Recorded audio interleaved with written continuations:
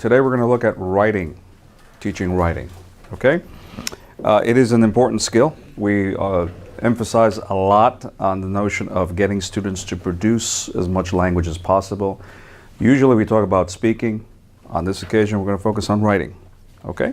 All right. Okay, so we're going to look at writing as a skill. We're going to look at types of writing, how to teach writing, what to do in a classroom, what and how to do it. We're going to look at corrective feedback very briefly. And then we're going to look at the writing and QLL dynamics. I'm going to try to demonstrate a couple of activities. And finally, we'll look at the conclusion. Okay, so teaching writing. Why is it important? Why is teaching writing important? And what kinds of writing are there out there? Okay, we'll talk to a partner for about a minute, and then let's get some of your ideas. Piero, you're coming to the trainings for the first time, right? Yes. How long have you been working here? I came to an interview today. Okay, good. Well, welcome. What can you tell us about writing? What kinds of writing are there?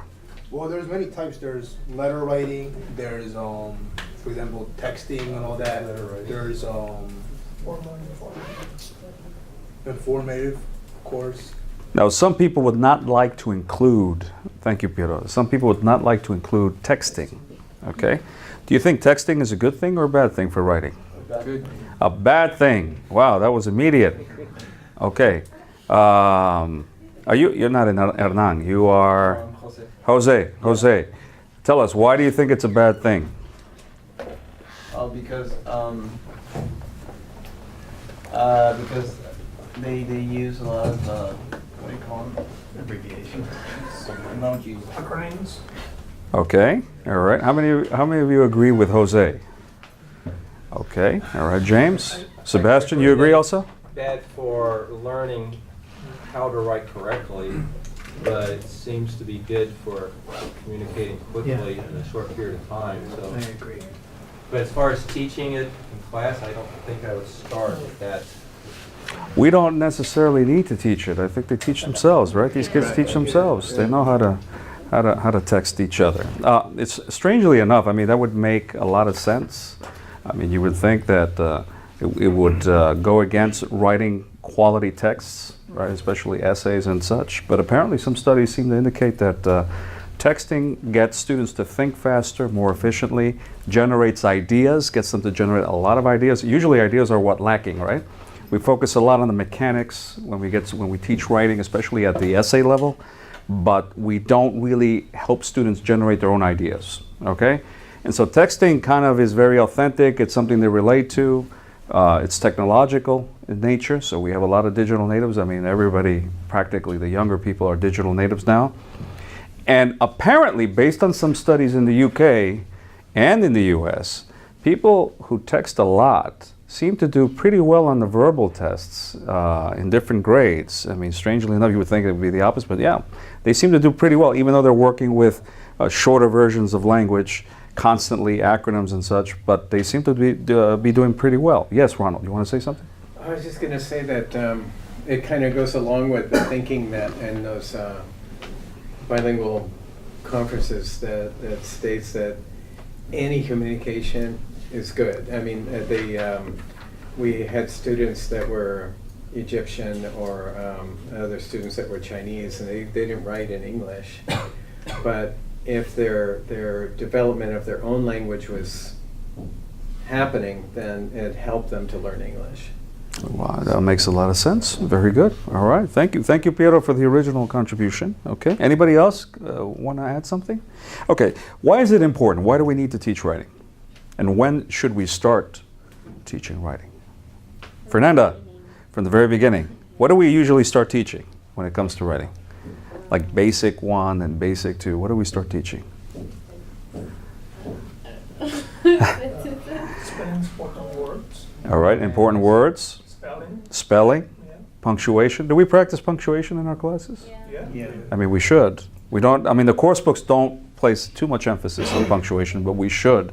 Especially with Spanish speakers. Why? What do Spanish speakers do a lot? I don't know if you've noticed this in the writing activities. I mean, have you worked with Spanish speakers? It drives me up the wall. What? Huh? Spanish speakers are into what? They love what? Commas. Right? It's like periods don't exist. So you have like a super mega paragraph and all these, it just doesn't stop. You're like, wait a minute, where does this end? And so it's like comma, comma, comma, comma. Apparently, it is allowed, although it's not viewed very favorably. To some extent, you can use commas, right, to continue ideas. Because the other day I ran across a sentence and it was like, you had like the 3 commas, and I was like, wait, wouldn't you put a period here? Yeah, it says that. And so they said, well, actually, it's allowed up to a certain point. Not 15 commas in a row, but up to a certain point, you can use commas, even though you would think it would be a period would be more appropriate. Okay, good. So usually we start off with letters and words. Now remember, we're accustomed to Spanish speakers, so we have the same alphabet system. But you might have people in other contexts, from China, from Russia, from other countries that have different characters that work with different characters. So sometimes we have to even work at the letter level, okay? And then we go to phrases and sentences and gradually start building up the length and complexity of the written text. What is that? Okay. That's probably a big truck. People usually think it's an earthquake or a tremor. Linked sentences, right? So we start working with compound sentences and paragraphs, so connecting ideas in a body of text that's usually called a paragraph. You can also, before students can really write a true paragraph, they usually put a bunch of sentences together. They're called linked sentences. That's it. It looks like a paragraph, but it's not really a paragraph. And then you have extended, excuse me, you have extended discourse, right? So where do essays begin? When do we begin to teach essay writing? If we look at the spectrum of the levels that we usually work with in an EFL context, we have basic and we have intermediate and we have advanced. When do we usually start teaching essay writing? Now, to write an essay, you need language, right? You need quite a bit of language. So it can't be a basic level too low. Intermediate or high intermediate, usually a B2 level according to the Common European Framework of Reference for Languages. That's a B2 level. That's when we start teaching essay writing, okay? All right, so when we teach writing, we're looking at grammar coming together with vocabulary, coming together with style and mechanics, okay? And so these are 3 major components of writing when we work with writing, all right? And we'll try to provide you with a copy of the presentation. Try to focus on the key slides, but you'll get a copy of the presentation. Okay, and then we have different types of writing. One of the most common that we usually hear about is process writing. Okay, have you heard that term before? Process writing? Well, by the end of the day, you'll know exactly what that is. You'll be able to explain it to anybody, okay? No worries. We have free writing. Okay, free writing, have you heard that term before? Okay, free writing, genre writing, okay, and essay writing, of course, which is the most traditional form at a certain level, okay? So the process writing, for example, the whole notion of process writing begins, and I think you do have this in your handout, you begin with a generation of ideas. Now, one of the things that's really hard to do is to find a way for students to kind of get those ideas out. Something that really makes writing or written texts worth reading is making it interesting, all right? Making something interesting to read. In order to make something interesting, it has to have a lot of life to it. In order to give it life, it has to have a lot of ideas, unique ideas that reflect the student's life experiences, what have you, interests, but something that really comes out, a lot of ideas. Now, idea generation is hard sometimes for students, so we have to create the right environment for that to happen. So we have to get students to generate ideas first, and then usually they come up with a first draft. Okay, they come up with a first draft.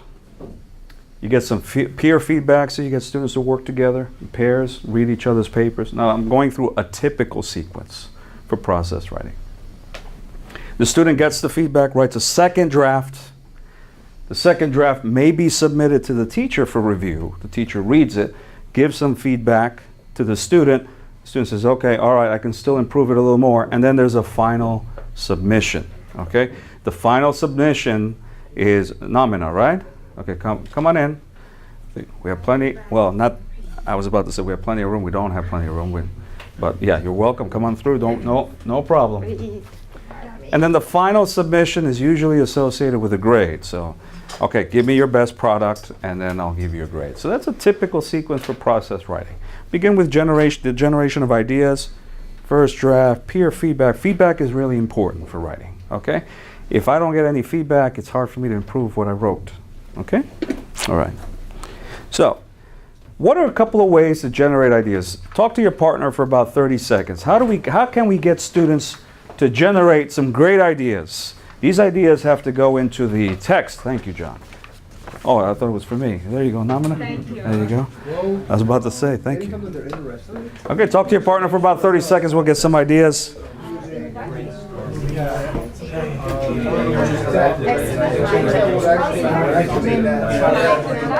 let's see what you have to say.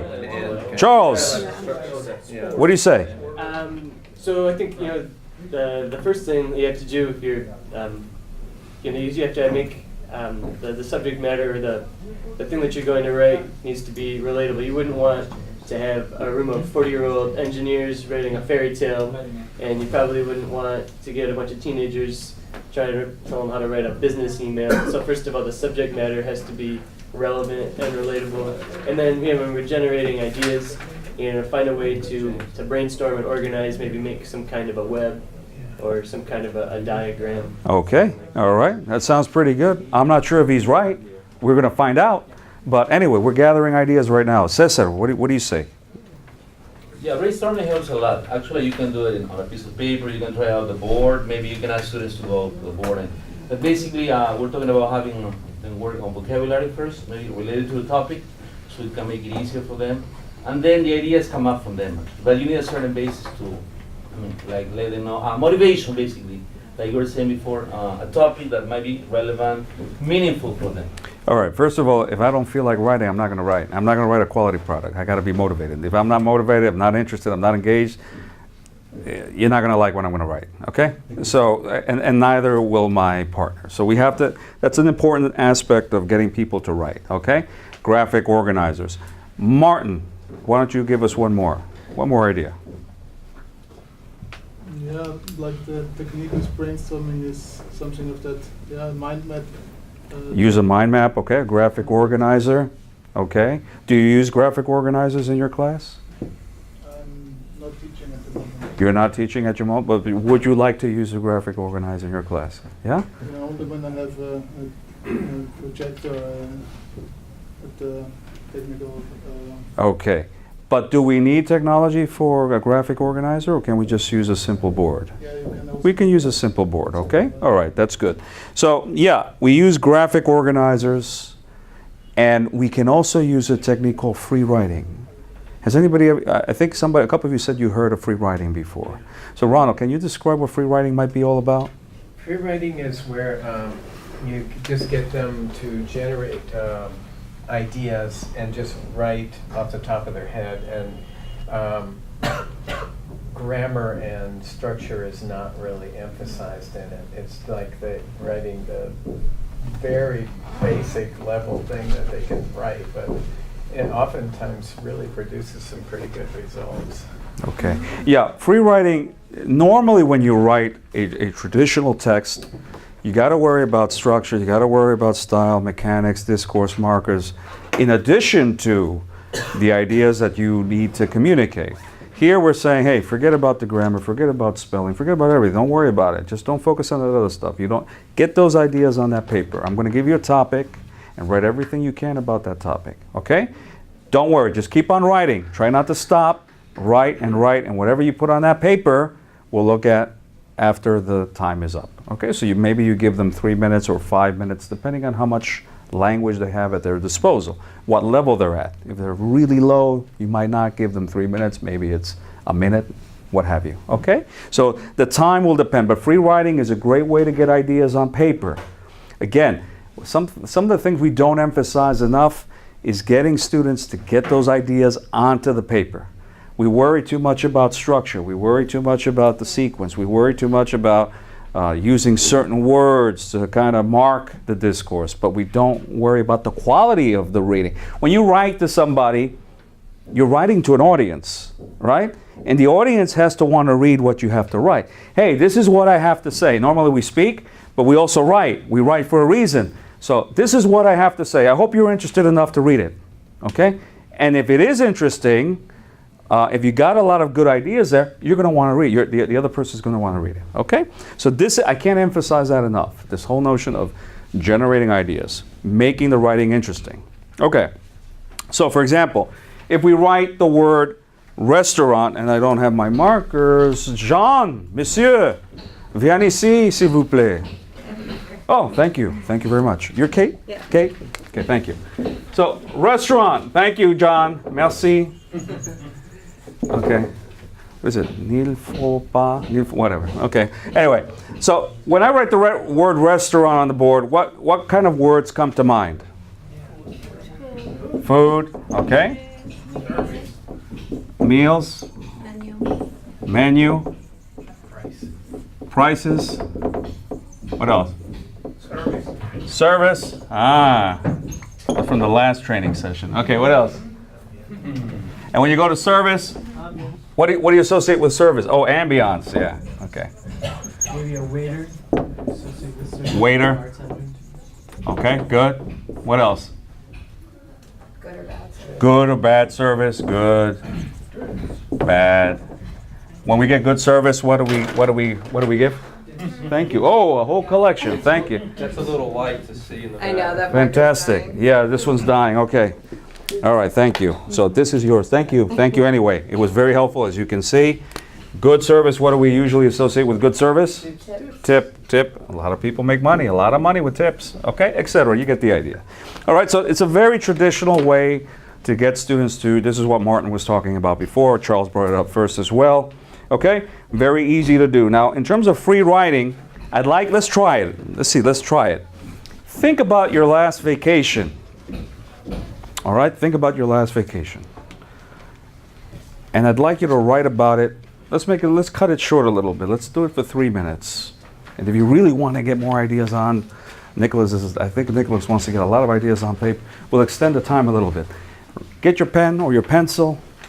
Get your notebook, your Mead notebook out. And start thinking about your last vacation. All right, so I'm going to start the timer. The stopwatch, go. Let's write for 3 minutes. Everything about your vacation. Is it like an actual Yeah. piece of writing or just Everything that comes to your mind. Anything that comes to your mind. Don't worry about order. Don't worry about structure. Don't worry about vocabulary. Don't worry about. Yeah. All right. So I'd like you to read. I'm going to time you. No talking yet.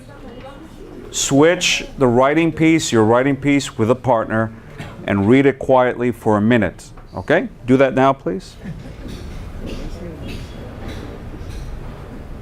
By 3 or 4 main ideas or points that are expressed in the writing. Okay? What are 3 or 4 main ideas in the writing piece, in your partner's writing piece? Do that now, please. Read them very carefully because I'm going to ask you to report on your partner. So pay attention. Excuse me, Leonard, so can we underline them? Sure, you can underline. I don't think your partner's going to mind. Yeah. All right, give it one more look and be prepared to report on your partner's writing piece. Okay. I just got my first volunteer. She doesn't know it yet.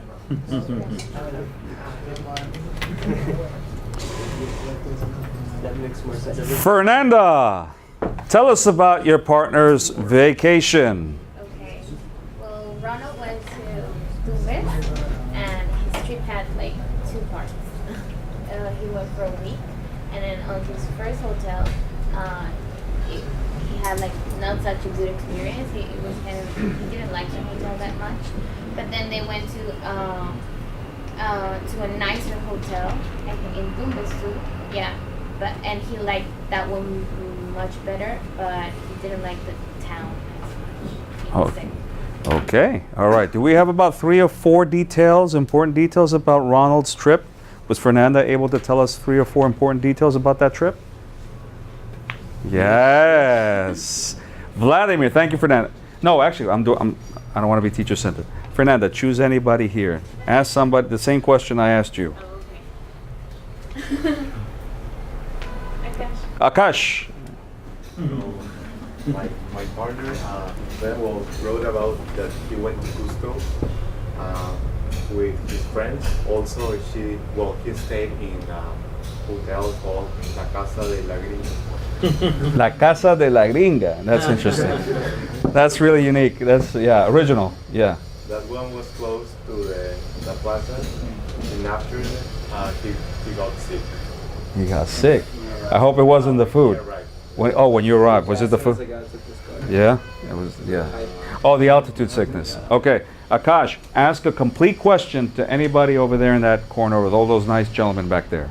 Take your pick. Hamley, Ruben, Vladimir, Hernan, James, Sebastian. Vladimir, could you tell us something about your partner already? Yeah, Hamley wrote about his trip that he was making some arrangements for the trip. He thought of some expenses that he's going to have in this trip, and he was worried about these expenses because there was a new baby in the family, so he needed to fix all costs and see if it's good to travel or maybe it's a bad idea to travel. And by the end, he realized that the trip that they had expenses just from his wife's side and his side. I love it. Everybody's been paying attention, really close attention to these stories. One more person, Vladimir. It can be your name again? Chris. It could be Chris, Nomina, Nicholas, Kate, and we already talked to Akash, so it could be any one of the four. Oh, and in fact, he hasn't finished his. He hasn't finished. Yeah, He just revealed something we weren't supposed to know. You told on your buddy over there, on Chris. Anyway, it was what I have here is just the description of the nice beach where he was. So he was describing it, and then he was trying to explain that he was enjoying himself with the view there and everything. Okay, all right. And I'm sure he would have told us a lot more, right, Chris? You were about to tell us. Okay, all right. Okay, but there's a lot of interesting information there already. So the important thing here is we want to get those ideas, those juices flowing. All right, we want the students to really get these ideas so that we can use them in a better formulated writing piece. Okay, and at the same time, why do we want the students to read each other's pieces and to focus on the main ideas? Why do we want to do that? It can help with brainstorming. It can help with brainstorming because we're getting ideas from other people. In other words, your story is probably going to be very different from someone else's. So you're going to read another person's story, but they're going to use some language that you might find helpful in your subsequent drafts, okay, and eventually in your final submission. Because I'm going to learn from Ronald's story, okay, he's going to use some language that maybe, hey, I didn't think about that. Maybe I can use that in my next draft, okay? Some of the language. Maybe it might say next, a sequence marker. Oh, I should have used next, etc. Okay, so we're getting input from each other and we're learning from each other at the same time. All right, good. Now, I'd like you to look at your handout. I hope you can read it. There's a text that focuses on the recipe. Okay? And I hope you can read the text.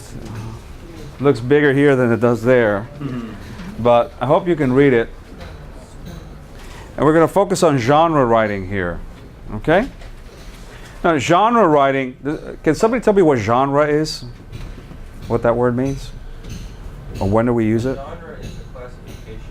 It's a classification. It's a type of, in this particular case, it's a type of text. Okay? It has certain characteristics. So texts that fall within a certain genre share similar characteristics. Okay? So when you talk about recipes, What do we normally see in a recipe? Ingredients. So we have nouns that indicate to us what the ingredients are in a particular dish. What else? Numbers, quantities, good. Akash? Instructions, yeah. All right, yes, good. Ruben? Preparation instructions, also verbs that are action verbs that are associated with instructions. Very, very good. And most recipes look alike. Some a little longer, some a little shorter, depending on what you're preparing, but they all share similar characteristics. Now, within a more general genre, recipe belongs to a more general genre. I'm mixing the genre and the right? So, if you had to come up with like an umbrella genre that covers recipes and other things, and it started with an I and an N, what would that be? Instructions in general. Okay, so instructions. So it kind of falls, they look different, but when you open a box and you're using a TV for the first time, you take out the instructions, they have some characteristics that are similar to what you'll see in a recipe. Of course, we're talking about food in one case and we're talking about an appliance or an electronic device in another, but they have similar characteristics. So we have the sequence marker, what do you do first, you have action verbs, etc. Okay? So I'd like you to look at this writing piece, and I'd like you to identify, we talked about the key language, right? So we talked about, find the specific examples of the ingredients, the nouns, the verbs, if there are any sequence markers, if there are any quantifiers. Where are they? Try to classify the language into these different categories. Quantifiers, qualifiers, adjectives, numbers or quantities, nouns. Try to kind of put them in different categories as you come across the reading. Read it first. Try to organize that information. Get together with a partner and share. Let's see what you came up with. All right, and then we're going to review everything together.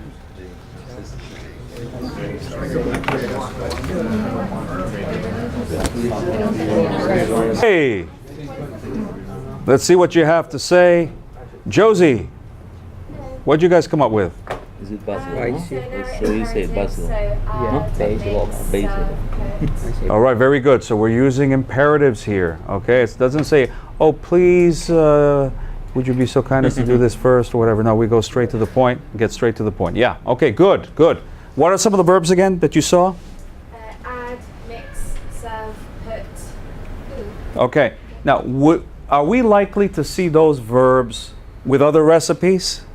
Yeah. Good. So we want to identify the language, not only the types of language that are being used in the text, we also want to identify those that can be applied to other types of recipes because the students are going to use these for their own text. Very good, Josie. Nicholas? Articles. Okay.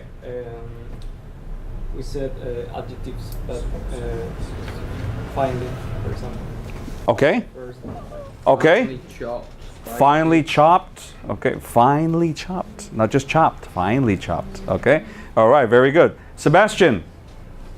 We have quantifiers, Like? some wheel. Okay. Are we also likely to see those in other recipes? Okay, very, very good. Now, normally, what you see in the book, again, books, this is a good book. It's a good course book, okay? But normally it doesn't go beyond what we normally see. So normally you see what it says here, read the salad recipe. Would you like to try it or why not? So it's a discussion, and then they read it, and then write a recipe. But do you think it's better to help the students identify the language they're going to need, to kind of disaggregate the information and see what can I use, how am I going to use it, how is this put together? Because you're going to have to put together your own recipe, right?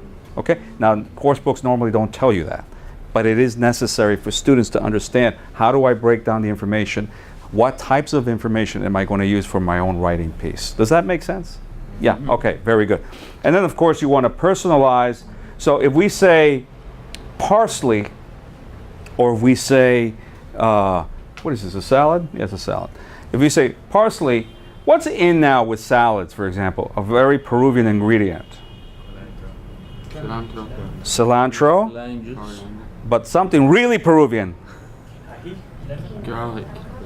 Quinoa. I was in England a couple weeks ago, and there was this quinoa salad. I saw it on the thing. I was like, wow, look at this. It made it all the way to England, across the Atlantic Ocean. Look at that. So, yeah, so we want to personalize also. We want to get some examples of personalized ingredients because Peruvians are going to talk about their own food, right? Right? Good. All right, let's see. So, let's look at this one now. You have another text.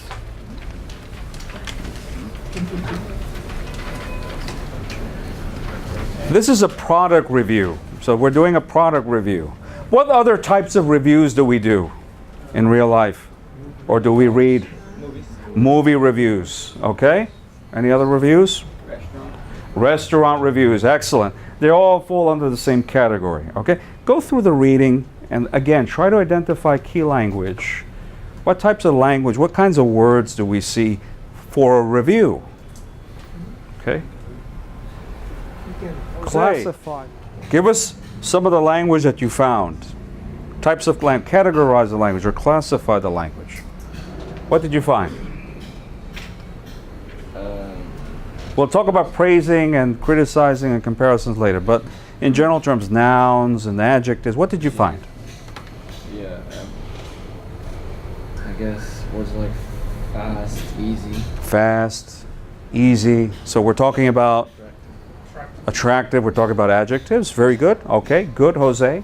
Piero, we'll give you another shot. You started off the day. So. For praise, I thought I couldn't live without it. Okay, okay. Other examples of praise? Hamley? Oh, James, I'm going to give you a chance in a second. Hamley? Or criticism? Either one. Yeah? It's not criticizing, it's better, fast, using adjectives. Okay. Describing the Okay. Okay, so you don't see an expression there that might sound like a... Okay. All right. Look at the second one. Maybe near the bottom.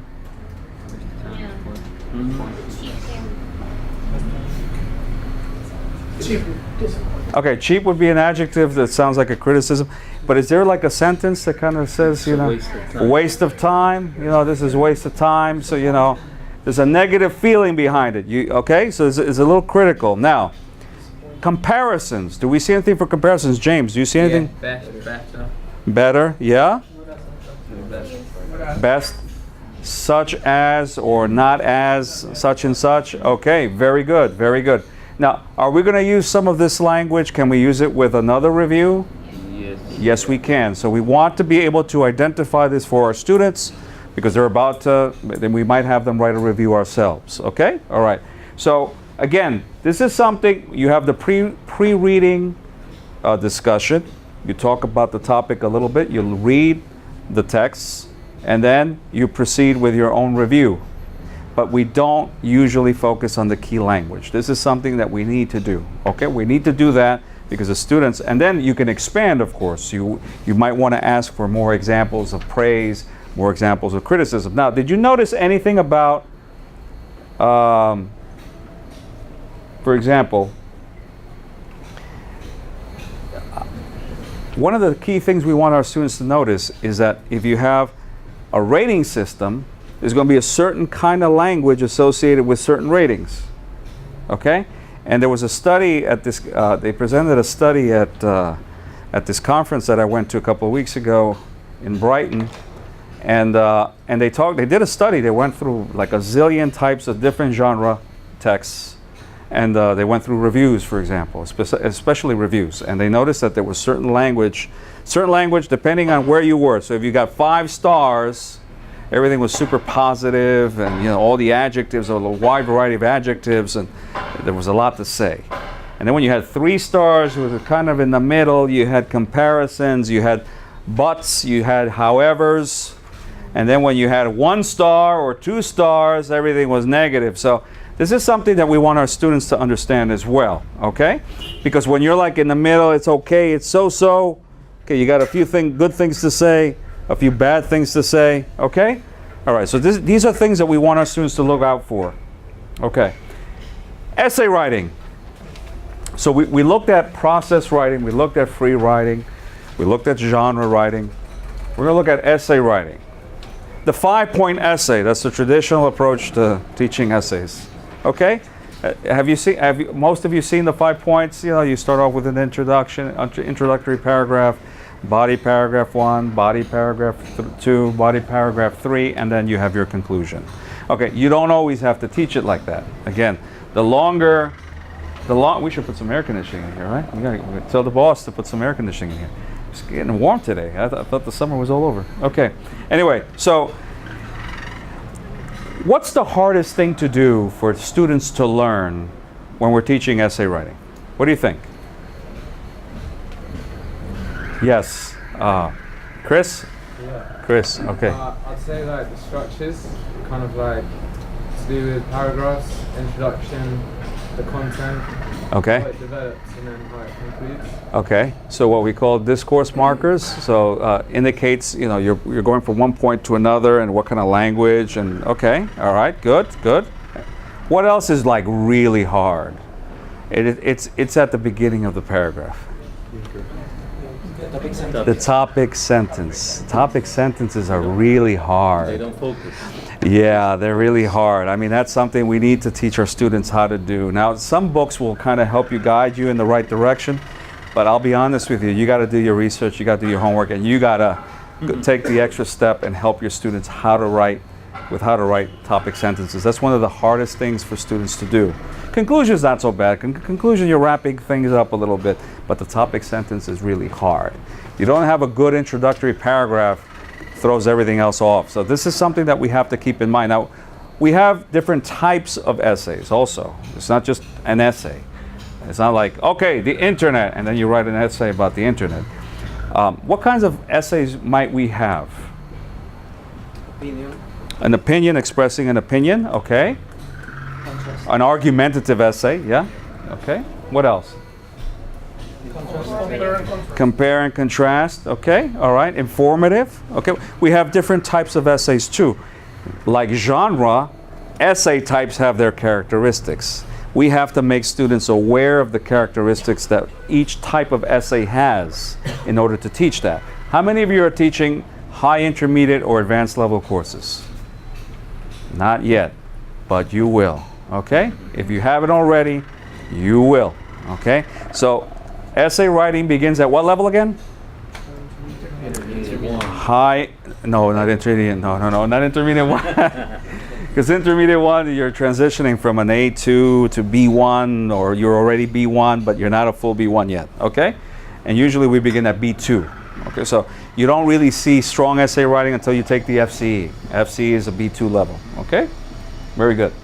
All right, now I want to share with you, I've never done this before.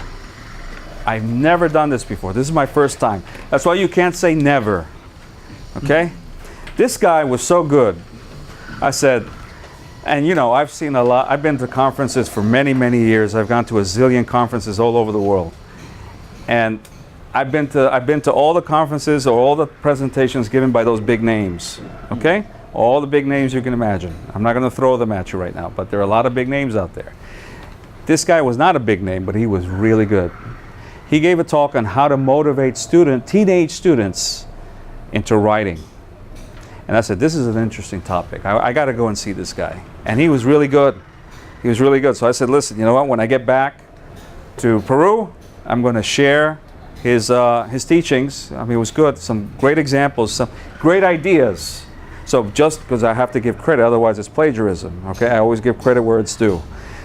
So his name is Edmund Dudley.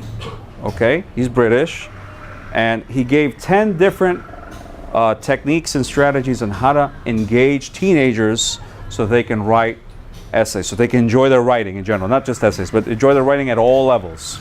Okay, so I'm going to share some of them with you now. So let's look at one. This is his number 2. This is direct. I took pictures. He didn't put this here. I did, just to give credit. Okay, these are his ideas, not mine, but I like them a lot. So his number 2 is unusual constraints. So, you know, in typical writing, we say, okay, you read the input, you're exposed to the input, you see the genre or the model, you kind of get an idea, you look, you extract the key language, and then you get your own ideas, or maybe you do free writing and then you write your own piece. Okay. Here, he wants to add an extra twist to the writing task. So for example, the standard task would be write a 120, 140 word email to a friend to ask for their advice about finding a summer job. That's a task. It's from a book. Okay, typical higher level task. Okay, 120 words is not easy to write. But he says, you know what? I'm going to make it a little more interesting. Okay? I want you to write exactly 123 words. And I'm not going to accept your writing piece unless it has exactly 123 words. Okay? So it's not 122, it's not 124, it's 123.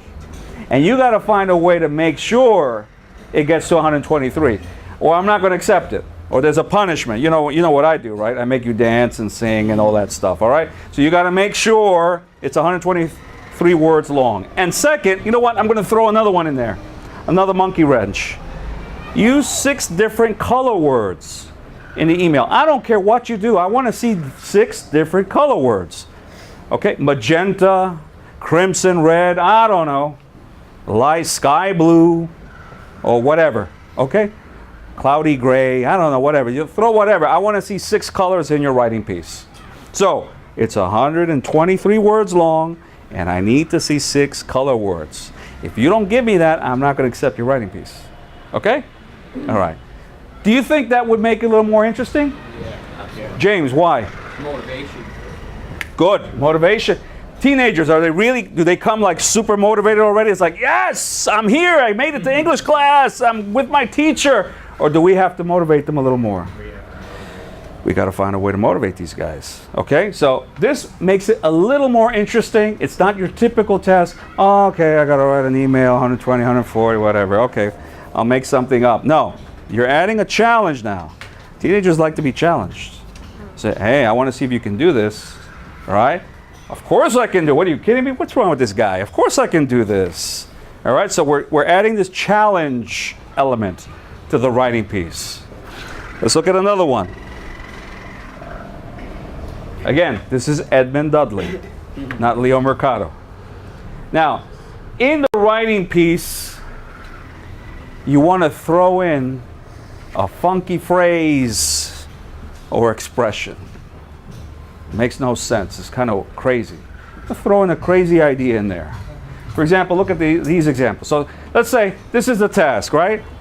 Writing a letter to a hotel, making a booking, asking for information about facilities, asking for directions. That's your typical writing piece. Okay? But I want you to include the phrases, a whisker from the beard of Charles Darwin. Now, how the heck am I going to do that? Well, that's the challenge. And second, a warm glass of Sri Lankan mango juice. Not mango juice from Peru. Not your ordinary mango juice. This is Sri Lankan mango juice. Now, if you want to find out why Sri Lankan mango juice is so special, you got to go to Sri Lanka. Okay? Anyway, so this is what you got to include. So students are going to be like, wait a minute. A whisker. It's not the beard. It's not the whole beard. It's a whisker from the beard. So you got to find a way to fit that in there. So let's see.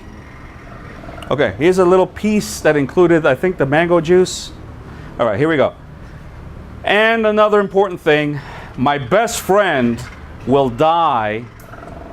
I was able to read it before. On one visit because he has a rare tropical illness. His last wish is a fresh, warm glass of Sri Lankan mango juice. I think it's not a big thing to ask. Okay? So write whatever, doesn't matter. Write whatever comes to mind, but make sure that Sri Lankan mango juice is in there. Okay? Now, what does this kind of thing promote? And we talked about it at the beginning of the session today. What's so hard to get our students to do when we're looking at writing? Creating ideas, okay? Getting them to be creative, get those juices flowing. Don't write me the plain stuff that everybody writes all the time. Sometimes we want something unique. Does that make sense? Yeah? Now, they need to be able to write, all right? And they got to be able to connect. So you're challenging, you're pushing the student to think at higher levels of cognition. So if you're looking at Bloom's taxonomy, it's not your plain knowledge and comprehension. You're going a little higher there. Okay, you got to connect this strange, funky, and funny phrase or expression, and you got to throw it into a writing piece, and you got to make it come together. Okay, so you got this whole notion of cohesion and coherence. So everything's got to come together somehow. Okay, it's got to make sense. Does this make sense? Yes. Yeah, the person did a good job. Kind of. You're like, okay. Anyway, I think it's pretty good. All right, I think I got another one. No, that's next. Creative problem solving. All right, so this usually works. Edmund Dudley says this usually works well as a vocabulary revision task. Now, revision in British English is review, okay? In American English, it's the same thing, all right? Set a creative thinking challenge, give students a problem to solve. They write their solutions using the target vocabulary. So what do we have here? You're alone in a house, locked inside the bathroom. Has that ever happened to anybody here? It might have happened to me once. Yeah, Josie too. Okay. You have no mobile device, no cell phone. Sorry, the cell phone is not going to save you this time. Okay. Send a message or get someone's attention using the things in the bathroom: nail clippers, toothpaste, a loofah, and comb. Okay. So you got to use those words. I don't know what you're going to do, but you got to find out a way. You got to write how you're going to get this message. You got to write a message to let the person know that you're locked inside the bathroom. But you have to use those words. Okay, how are you going to describe this process? So, again, this is not your ordinary, okay, write whatever, I'm in the bathroom and this is what happens in the bathroom. No. You have a problem. You have to solve a problem. You got to get creative. You got to link those words to your solution. So you have a problem. You have to solve the problem first of all, and on top of that, you have to use a target vocabulary. Does that sound like an ordinary writing task? No. Of course not. You're not going to see that. You don't see that in your run-of-the-mill course book. Okay. So these are things that the teacher, you guys, have to think, how am I going to make my writing more creative, more engaging, especially for teenagers. Teenagers aren't that into writing essays and stuff, okay? They're like, okay, they're hard enough as it is, all right? But you can motivate them. And we can't give up from the get-go. We have to think, hey, I'm going to win these guys over. They're going to be looking forward to seeing me every day by the time I'm done.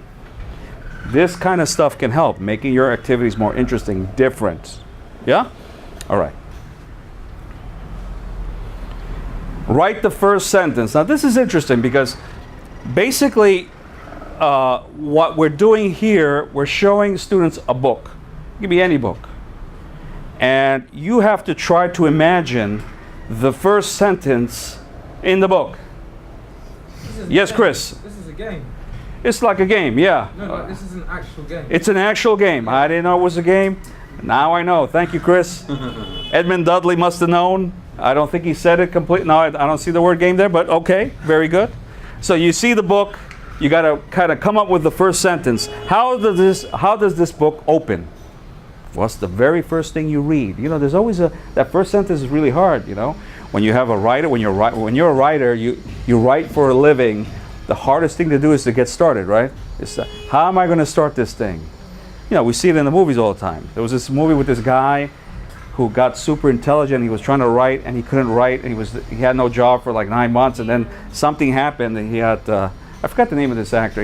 And Robert De Niro's in the movie too. Oh, yeah, and there's this drug or something and all of a sudden his mind starts exploding and he writes a book in an hour or something. I don't know. Anyway, but he couldn't write that first sentence. The same thing happens with speaking. When we're learning another language, it's hard to get that first idea out. So here we're trying to figure out, okay, you look at the cover of a book, what would be that first sentence? So he showed his students this book by Michael Grant. It's called Gone. Is anybody familiar with that? I wasn't either, so don't worry, don't feel bad. All right. And so these are, let's see, here somebody wrote, 1 minute, the teacher was talking about the Civil War. It all started at 12 o'clock on Monday. You see how that first sentence has to be really good. Gone. They're all gone. It's only us now. And do you want a bar of chocolate? Hey, it could be anything, right? It could be anything. So we want our students to be creative, right? To be creative. We're getting them to practice the sentences also at the sentence level here. Okay? Now, one of these is the actual first sentence of the book. Which one do you think it is? They're all gone. Okay, Hamley says number two, which is it started at 12 o'clock on Monday. That sounds like a typical book starter, right? What do you think, Chris? Bar of chocolate. A bar of chocolate. Do you want a bar of chocolate? Okay. James? I think Maybe gone, they're all gone. Gone, they're all gone? What about you guys over here? I think number 4 or number 5. 4 or 5, it's only us now. Do you want a bar of chocolate? Okay. The actual first sentence, believe it or not, is this one. This is the actual first sentence. What a plain thing. All right? 1 minute the teacher was talking about the Civil War. Well, whatever. There must be some. We have to read the book first. We can't knock it, right? We can't knock it. Now, if you had to choose from the 5, which one would be your favorite? So this is another thing, right? So he's asking the students, okay, let's share some of your ideas. Let's see which one would be your favorite. Now, if you had to decide out of these 5 which one was your favorite, which would it be? Now, before you had to act, you kind of had to figure out which one was the real first sentence. Now you're looking at the favorite one. So take a look at it. Which one would be your favorite? Take a look. Think it for about 10 seconds.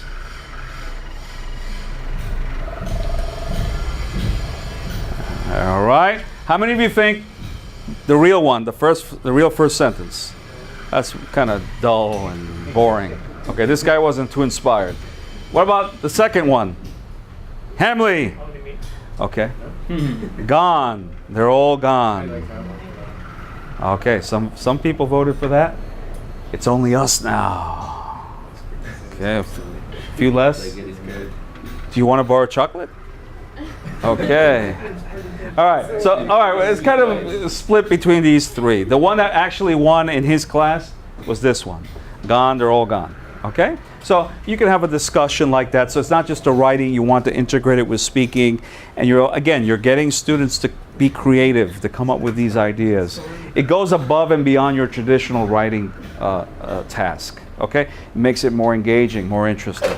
Again, this is this is Edmund Dudley. Okay, not Leo Mercado. This is Edmund Dudley. All right, here we go. And then one more. This is interesting too, especially if teenage students are into music. Would you agree? Oh, yes. They are into music. So are we. But they're a little more current, okay? They're into music. And so the idea here is students have to plan, and then they choose a well-known song, okay? And they have to find the lyrics. They can find it on their cell phones. They have to choose 4 lines from their favorite song, the song they want to work with. And then they kind of have to sneak in or smuggle, okay, Edmund uses the term smuggle, these lyrics into the writing piece so that everything kind of makes sense. You got to write about something, whatever it is, but you got to make sure that the lyrics are in your writing piece somehow. And they got to connect, and they got to make sense. So they got to be coherent. It's got to be a coherent writing piece, okay? And then you have your students share, read, and try to identify the lyrics, especially with teenagers, because teenagers, they have this amazing ability to kind of know the lyrics to all these songs, like a zillion songs. They know all the lyrics. I mean, my kids do. I mean, I'm like, how do you do that? I remember when I was in elementary school, and back then back then rap was just starting, and I was trying to learn this rap song. It was called Roxanne, Roxanne, Curtis Blow, and I was like, okay, I got to learn this Roxanne, Roxanne thing, and I was trying to learn it. It was a lot of work. So Roxanne, Roxanne. Okay, anyway, all right. Anyway, but now these kids are learning all these songs. It's like, oh yeah, of course. It's like, blah, blah, blah, blah. And I'm like, what? I was like, anyway, so they know. So if we exchange the writing pieces and we're teenagers, Ronald's gonna know, oh, of course, I can see the lyrics, and I'm gonna say the same thing, okay? And we can do it with older students as well, just in case. This is not just teenagers only. We can do it with older students, right? We might go back a little longer, all right? But hey, Hotel California, or go a little back further, a song from Bread, maybe Guitar Man, and go back even further to the 60s and such, okay? So here, for example, we have a visitor writes, there's so much to discover in this city. I love walking around every day discovering something brand new. You'll probably see me in one of the cafes. Come over and start up a conversation with just me. I'd be happy to show you around. Come on now, follow my lead. I'll drag you into all the bookshops though. I can browse in bookshops for hours. I may be crazy, don't mind me. Now, which one of these suspiciously looks like lyrics from a song? Yeah, all right, come on. Do you know the song? I know the song. You know the song? Yeah. You know, can you tell us? It's Shape of You. Yeah, that's right. Look at that. Look at that. Fantastic. So, you see? Look at that. Okay. And these can be projected on the screen. So the teacher can collect the writing pieces, and then the following day the teacher projects them on the screen, and everybody can go over them and have a lot of fun. Okay? And you can do speaking tasks, because then you can talk about the songs. Why is it your favorite song? Or talk about the song itself. What is it all about? Except you can do a million things with this. So it starts off as a writing task, and it becomes a speaking task. You have fun. You can gamify it. You can do all kinds of things. Okay? So I stopped there with Edmund Dudley. Okay? And so do you think that would work? Some of these ideas would work with your teenagers? Good, because that's exactly what I thought when I saw this presentation, and I congratulated him, and you know, it's fantastic. This is the first time I ever do that. I don't present other people's presentations, but this was really, really good. I thought it was really good and relevant, and so I decided to add it to the presentation today. All right, so remember, when we're working with whether it's writing or speaking or reading or whatever it is that we're working with, we have to make sure it's tied into the Euro experience. And the Euro experience is what? It's supported by what? Triangle. The triangle. What are the four components of the triangle? Tech dynamics, L2 output dynamics, motivational dynamics, and one more? Kinesthetic dynamics. Okay, very good, very good. So we have to make sure that they're all tied in. There they are. Okay, so this is the triangle that everybody's using right now if you're teaching, and if you're not teaching, you will be soon, hopefully. That's the idea. All right, so the triangle has to be immersed in all of your lessons. Okay, so we're trying to get students to, and that applies certainly to writing as well. Okay, do you have this handout? Do you have, I can't even read this. What the, let me see, hold on. Hopefully you can read it a little better. Let me focus here, there, it's a little focus there. You should have this. I'd like you to read. I'd like you to read the text. This is about Boulder, Colorado. Okay?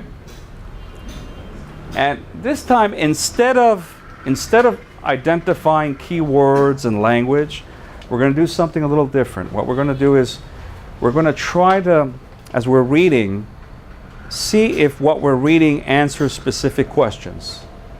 Okay? So come up with questions. So for example, Boulder is a city in the state of Colorado in the United States of America.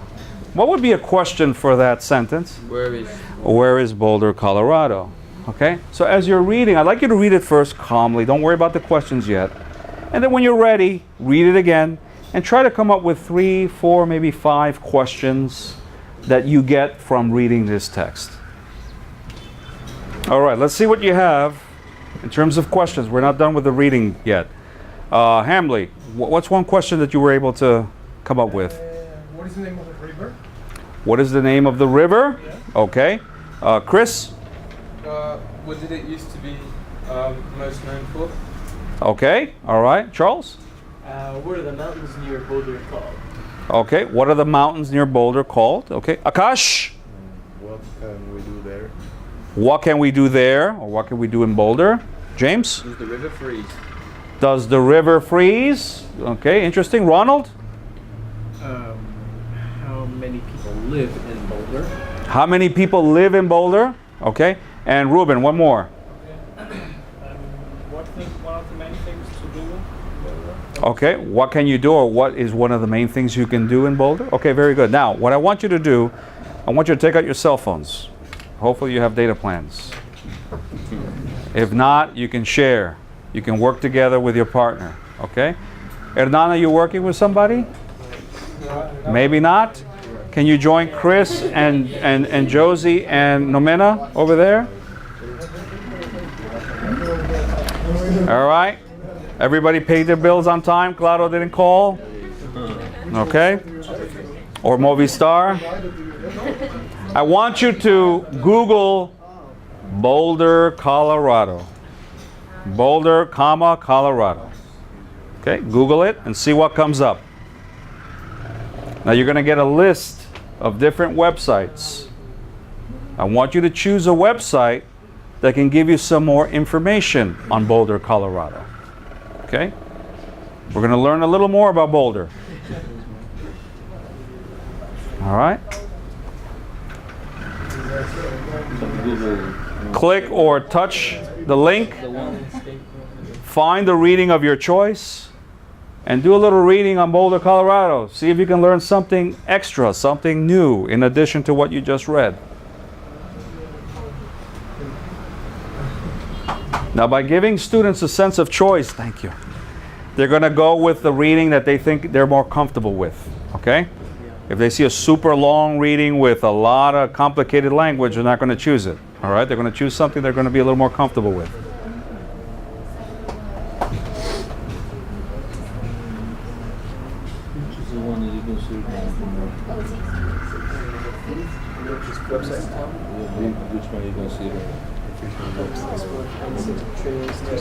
I'm going to give you 2 minutes to read and see how much you can learn about, how much more you can learn about Boulder, Colorado. Don't talk yet. Work individually. Don't work in the back, guys. Unless you're sharing, unless you don't have your own phone, you can work together with somebody else. But otherwise, try to work individually first.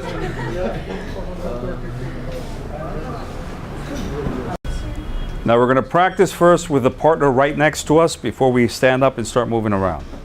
So what I'd like you to do is I'd like you to turn to your partner. One of you has to be A, the other one is going to be B. Okay? One of you is A, the other one is B. A will speak first. Okay? And I'm going to say go. Okay? And what you're going to do is you're going to tell your partner everything you can about Boulder, Colorado. And when I say stop, it's going to be B's turn. Is that clear? All right, ready? Does everybody know who's A, who's B? Yeah? A, get ready. 1, 2, 3, go.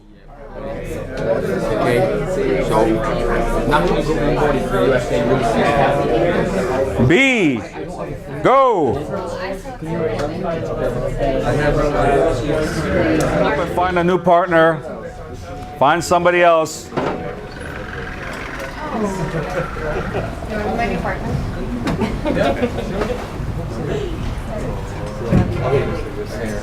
All right, when everybody's ready, let me know. Everybody ready? Everybody knows? Hey, go!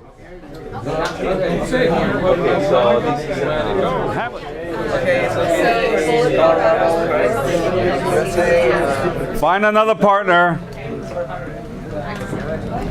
Now. Now. Wait a minute. Somebody's going to the restroom, so that means that we got an extra person. Akash, can you work with Ronald, please? All right, listen. I'm going to give you a little less time. I'm going to give you 25% less time. That's 10 seconds less. You got to say everything you can. Nonetheless, you got to say everything you can about Boulder. Don't try to say, oh, okay, I got a break. I don't have to say as much. Try to say the same amount, but now you have less time. Ready? A, go. Stop. B, go. Stop.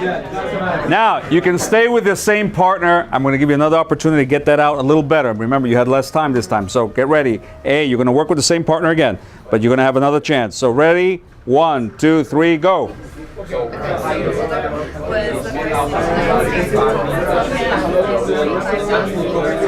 Stop. B, go.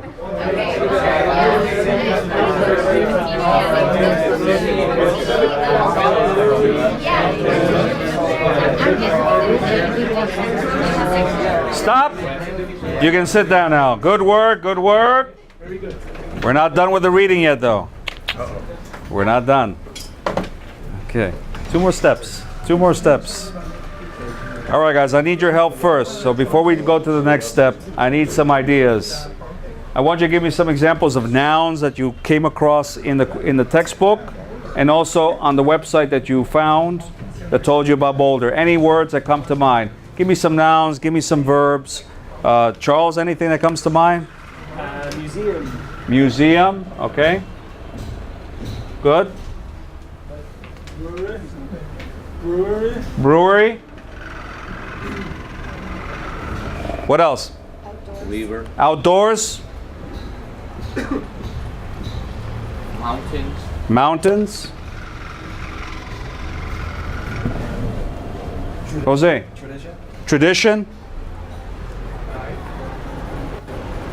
Ruben, life. Okay, I thought it was you. It sounded like a slight German accent, but that wasn't you? Okay, that was, oh, Hamley. Okay, all right. Anybody else? Vladimir. Noun. Or verb. Verb. From your memory. Verb to be. Yes. Verb to be. Okay. All right. Okay. Other verbs. Come on, give me some verbs. Run. Run. Hike. Hike. See. Climb. Brew. I got like 3 verbs at the same time. Go ahead. Brew. They brew beer. Going. Chris. Jump. Jump. Bike. Etc. Other language? Other language you might have seen. Naked pumpkin run. Make a pumpkin run. Okay. It could be expressions. It could be grammar. I think he said naked. It was naked, yeah. Naked. Yeah. Naked. Oh, are we allowed to say that? Yeah. Oh, make a naked run. I heard pumpkin. My hearing is off. All right. Anyway.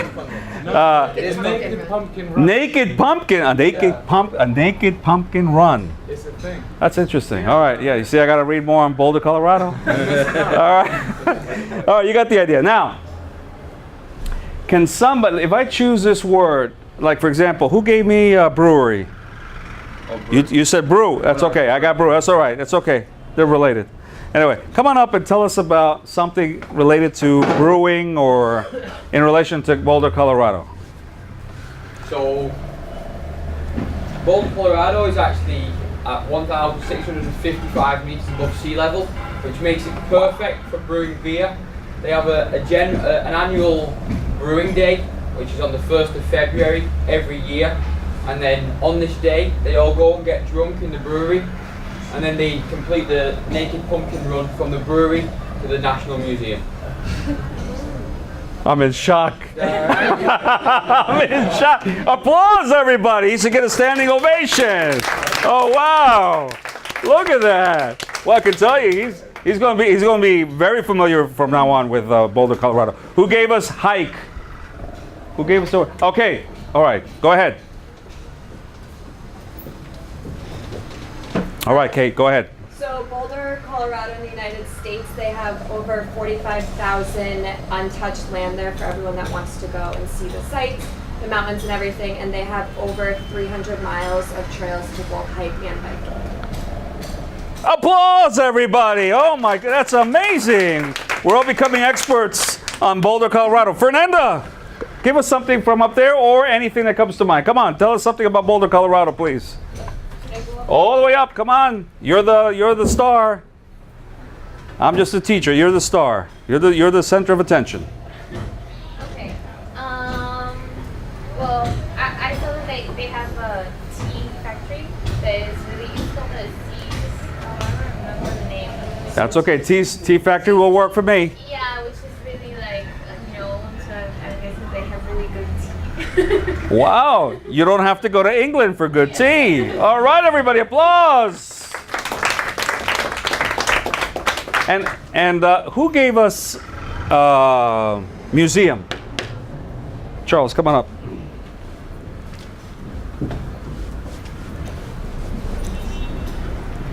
So the University of Colorado, the main academic institution in Boulder, is home to several museums. They have a museum of contemporary art, which I thought was kind of interesting. I don't know if I think of it as much of an art place, Colorado, but they also have a museum of natural history, which makes a lot of sense, being nestled in the Flatiron Mountains as they are. And they also have a museum dedicated to the music of a big band leader. Yeah, somebody else. Glenn Miller. Glenn Miller, all right. That's a jazz music going on in Boulder. Bravo, everybody, applause. Amazing, amazing, amazing. All right. So we did a lot of things with this, with Boulder. We're never going to forget Boulder ever again, right? Mm-hmm. We're gonna keep it in our hearts. Reserve a special place in our hearts for Boulder, Colorado. So we did a lot of things here, all right? And so why did I have you come up, kind of stand up and talk to different people, and then I reduced the time? What was that all about? Kinesthetic. Okay, so if we're looking at the triangle, we're getting students to move around and stay active. What else? Fun. It's fun. Okay, it's fun, motivating. Yeah, you're talking to different people. You have a time constraint. What else? We're also getting information and those are phones with You're giving information. You're recycling the information you were able to obtain from the text, but you're also getting information from your partners, and you're learning from your partners. You're getting vocabulary, you're getting nouns, you're getting expressions, you're getting all kinds of things, all right? Very good. Why did I reduce the time with the third partner? Why did I do that? Concise. Okay, so good. We're making it more concise, Vladimir. Polish the ideas to say the main things out of the text. Polish the ideas, say the main things in the text. We're actually working on fluency. Okay, so we are kind of like summarizing. We want to get the same amount of information out in a more polished manner in less time. The brain works to make it more efficient, get it out there more efficiently. So we're combining writing with speaking. Okay, now why am I writing this language here on the board? Because I got nothing better to do, or what? Now from here we're going to want our students to write about some place that's special to them. Okay, so the Boulder, Colorado example is just an example. We want the students to write about a special place to them. They might want to write about Cusco, right? So if we want to write about Cusco, we're going to get some ideas from here, okay? Some verbs, some expressions, some places, etc. Mountains, for example. Hiking, Machu Picchu. You can do hiking in Cusco, right? You can do hiking in Cusco. You can do all kinds of things, all right? So that's the whole purpose behind it. So we're kind of combining different activities. The original activity was a writing activity, but we converted it into a fluency building speaking activity, but we're also having students learn from each other, and we're recycling, identifying key language that we're going to need for the subsequent writing task. Does that make sense? Yes. Yeah, okay. So as soon as this warms up, we'll get into the final stretch, okay? And I'd like to talk about corrective feedback very quickly for writing. All right, so we have all this writing going on, process writing, genre writing. What is corrective feedback? Can somebody tell me what corrective feedback is? You don't have to give me an applied linguistics definition. Just give me an idea. What does the word corrective mean to you, and feedback? Charles? When you give corrections to the student, tell them a better way to write what they just wrote. Or give them suggestions on better ways to write. Good. That's basically it. We're signaling to students somehow that maybe there's another way to write this a little better, maybe a little more accurately. Okay? So we're providing signals directly and indirectly to students so that they can improve their writing piece. Okay? Because nobody ever writes a perfect writing piece from the very beginning, from the get-go, on the first attempt. As again, we talked about process writing. We need to see models. We need to kind of review the language. Sometimes we have to pre-teach language just to find the right writing piece, okay? So, when it comes to corrective feedback, the eternal question, the age-old question about corrective feedback, when should we apply it? That's the question, okay? Now with writing it's a little easier because we're working with drafts. Okay, we're working with, a draft is not the final piece, so we need feedback. So we get feedback from whom?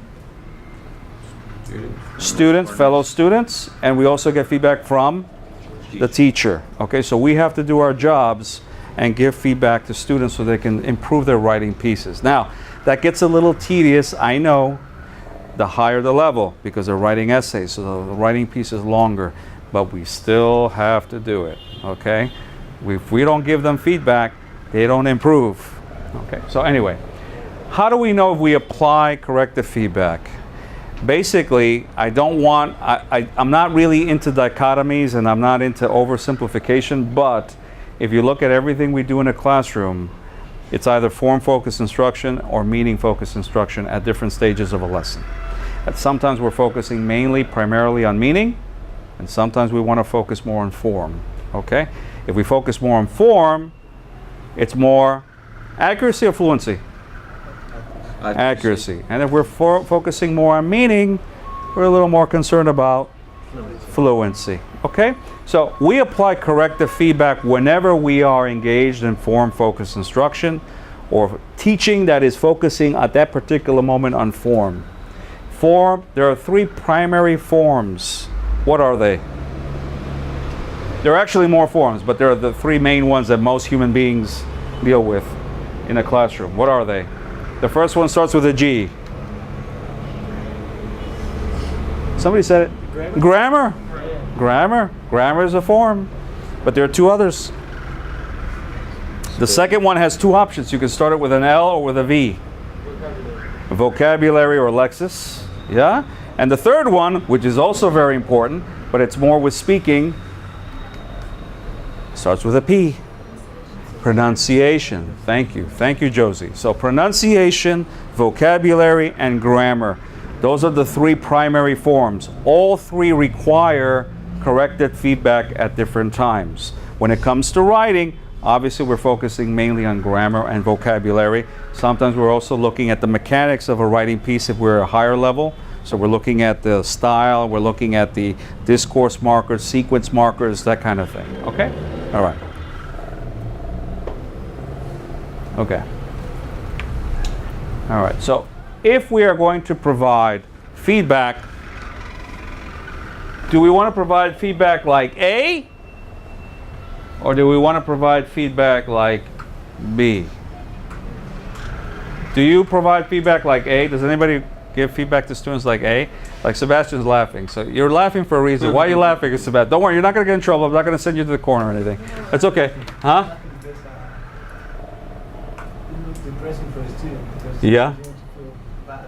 Why? All his paper is covered by notes. Yeah, for confidence. That's feedback. That's a lot of feedback. That's being specific and detailed. That way is like assessment for a student. Yeah, this can be a little overwhelming, and this is what a lot of teachers do out there. It's like they correct everything. You're not supposed to correct everything, okay? And it looks worse when it's in red, yeah? It's like blood red or whatever, I don't know. So it's got red all over the place. It's like a bloodbath. And we don't want that on a piece of paper because it's demotivating. Students feel terrible. It's like, I didn't do anything right. Everything is wrong. But when we're correcting writing, do we want to focus on everything at the same time? No. Fernanda, what do we want to focus on? Focusing on the language that they're supposed to be producing, like what they just learned. Good. So we're focusing on the language that the students just learned. The same applies to speaking. We have a bad habit of saying, oh, look, but he made a mistake here, and he made a mistake there. And no, but what's the focus of the lesson today or this week? It's the simple past. Focus on the simple past. If the other language is comprehensible, okay, there might be a few mistakes, but we understand the whole message. That's fine. Don't worry about the other stuff. Oh, but that's a basic 2 mistake. It doesn't matter. It's not the object of the lesson this week. Okay? This week we're focusing on simple past.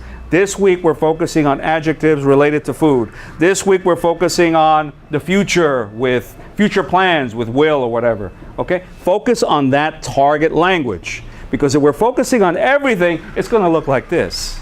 Yeah? Second, is this specific or is this indirect? Is this direct or indirect feedback? Why is it indirect? Akash, you are convinced. He said, of course it's indirect. Akash, why is that indirect? Well, because you are not giving like the specific mistake, and well, the student understand like, well, they have to like, he has to correct himself. It's like looking for the code. Correct him. Wait, what? Correct himself? But the teacher's supposed to correct. What are you talking about, Akash? Why would we want the student to self-correct? Because he's like more, well, not meaningful, but he like understand more like the structure and look for everything and tries to You're right. Keep on going. Yeah, listen, he's got the point. Listen, traditional teaching, the teacher's the center. The teacher gives you things right away. No self-correction. I'm going to give you the right answer. I know the right answer. Don't just listen. Copy, write down what I got to say, or read my few notes, right? But we want the students to think. If we're going to make our classes student-centered, that's what it's all about, right? We're not going to make our classes traditional. We're not going to make our classes teacher-centered. We want the classes to be student-centered. Let the student think, okay, hey, there's an SP here. That means I misspelled it, because we have to train our students too. They have to recognize the codes, and then they have to say, oh, this is a spelling. I misspelled it. So I gotta, let me see if I can self-correct. Subject, verb, preposition. There are a lot of codes out there. You want to start off simple, lower levels, come up with 3 or 4 key codes. They're not going to be writing that much anyway, but as they're progressing through your program and they're writing more and more, you're going to need more codes. Write the codes. Let the student think. What should I do here? What is wrong here? Oh, MW. What does MW mean? What do you think? Missing word.